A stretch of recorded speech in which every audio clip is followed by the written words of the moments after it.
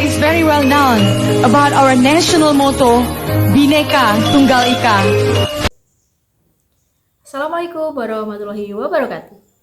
Perkenalkan, nama saya Lia Sukma Dewi, NIM 857890906, Prodi PGSD UPBCC Surakarta. Di sini saya akan memenuhi tugas mapel Pancasila.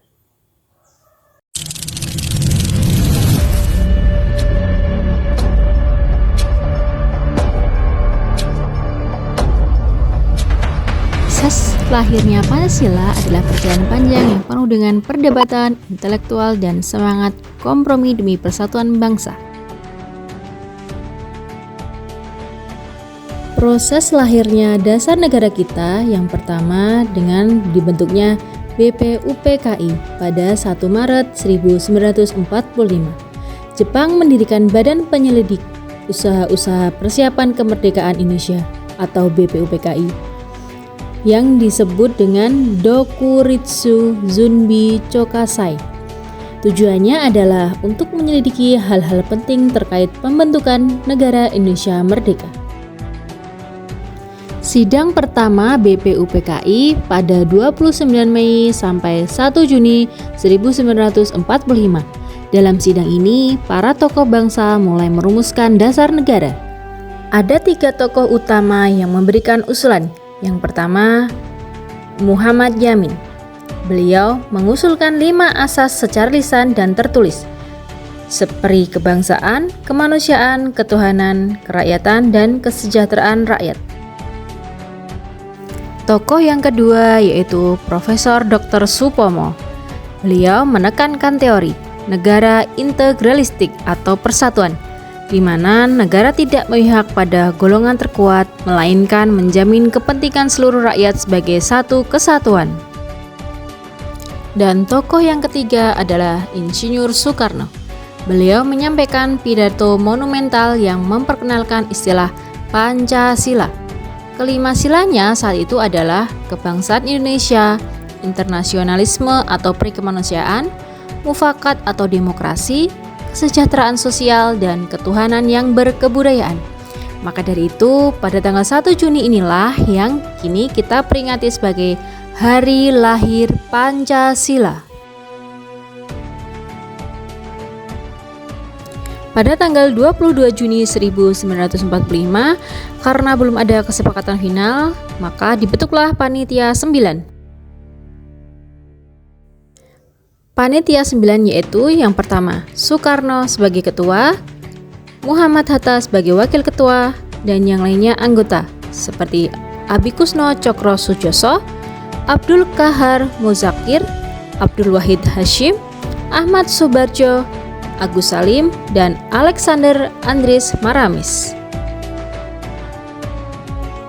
Mereka berhasil menyusun dokumen rancangan pembukaan Undang-Undang Dasar yang dikenal sebagai Piagam Jakarta atau Jakarta Charter.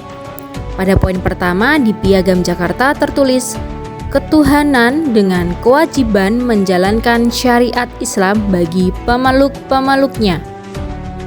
Pengesahan final pada 18 Agustus 1945, sehari setelah proklamasi kemerdekaan, PPKI atau Panitia Persiapan Kemerdekaan Indonesia menggelar sidang. Terjadi perubahan krusial pada sila pertama untuk menjaga persatuan bangsa. Rumusan final Pancasila yang sah, yang pertama, ketuhanan yang Maha Esa, 2, kemanusiaan yang adil dan beradab, 3, persatuan Indonesia, 4, kerakyatan yang dipimpin oleh hikmat kebijaksanaan dalam permusyawaratan atau perwakilan, 5, keadilan sosial bagi seluruh rakyat Indonesia.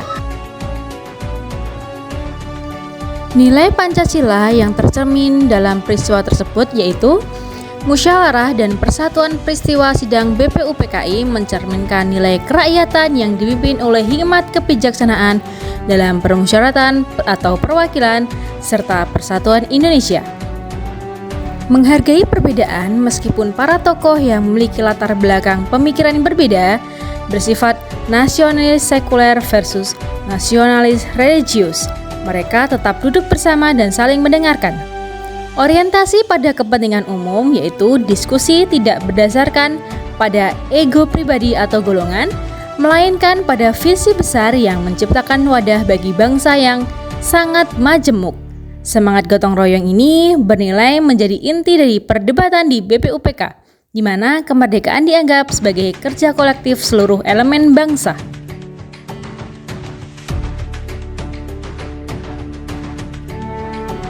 Pelajaran yang diambil dari sejarah BPUPKI, saya belajar bahwa debat sehebat apapun itu harus berujung pada solusi, bukan perpecahan.